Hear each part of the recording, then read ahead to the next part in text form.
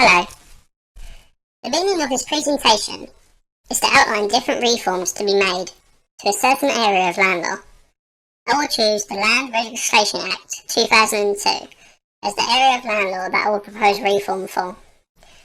I will identify the issues and problems with the current law in place. I will critique and analyse why it is in need of reform and propose reforms myself. I will then look at the strengths and/or weaknesses of the proposed reform. The Land Registration Act is a very relevant subject to look at, as it defines what rights and/or interests a purchaser may or may not have when buying registered or unregistered land. It also contains legislation that defines what interests are protected when titles are registered. It is a very important part of land law, and reforms to this area of land law could and would have an adverse effect if not handled sensitively.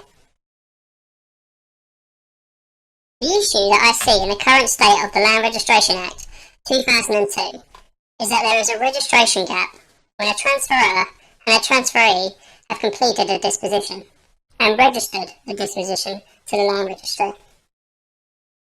Because of section 27(1) of the Land Registration Act 2002, the disposition will have only taken effect in equity and not in law during the period of waiting for registration.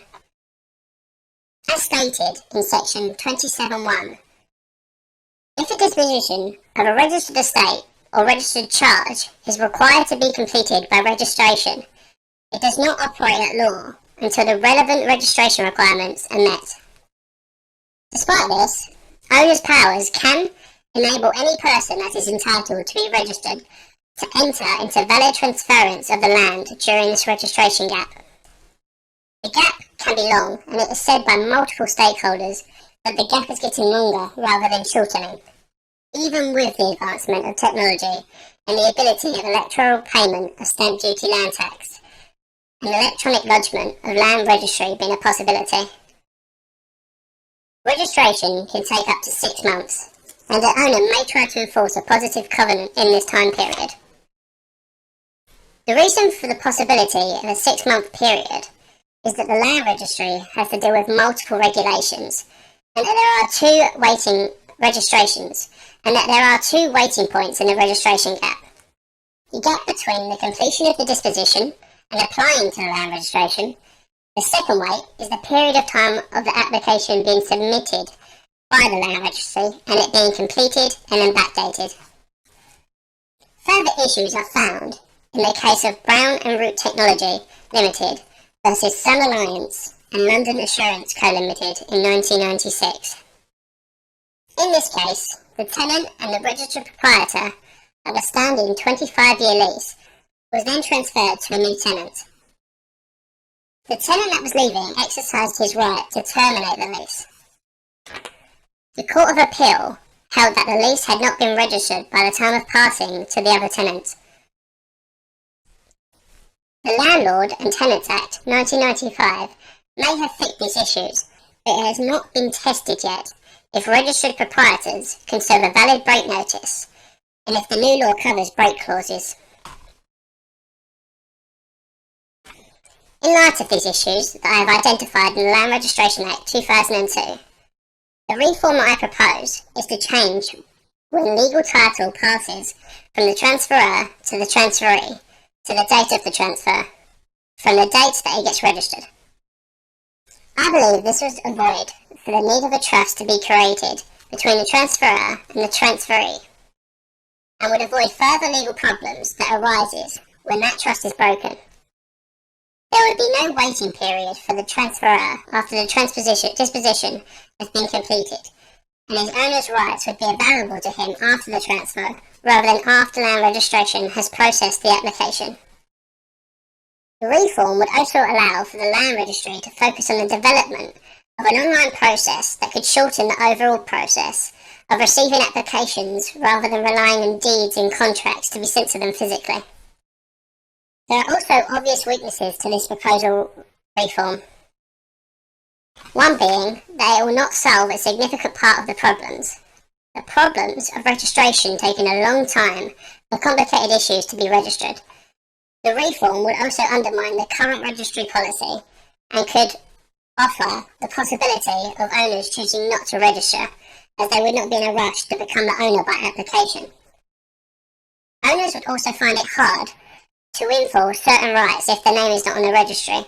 It would cause further confusion in the legal process. Multiple sections of the statute would also have to be amended because of the proposed reform, such as Section 24 of the Land Registration Act 2002, which states that a person is entitled to exercise owner's rights in relation to a registered estate or charge if he is A. the registered proprietor, or entitled to be registered as the proprietor. Sections like this would be amended throughout because of this reform. In conclusion of this, I believe that this reform would offer clarity for owners and stakeholders in when they are entitled to their owner's rights exclusively rather than jointly with the previous owner. The registration gap would also be non-existent, allowing no confusion of legal rights. Despite this, I think the weaknesses mentioned above are overbearing, and a reform would cause more problems than it solves. The next step of better solution in this area, I believe, cannot be found in legal reform, but in technological investment and improvement towards the land registry, which would offer the ability to have a complete online conveyance. This, I believe, is the next step in this area of the Land Registration Act 2002. If the proposed reform did not provide a solution to the current issues. Another small but important issue that I've identified in the Land Registration Act 2002 is that compulsory registration is triggered by certain effects, such as transferring the property, forcing it to be registered to the Lands Registry.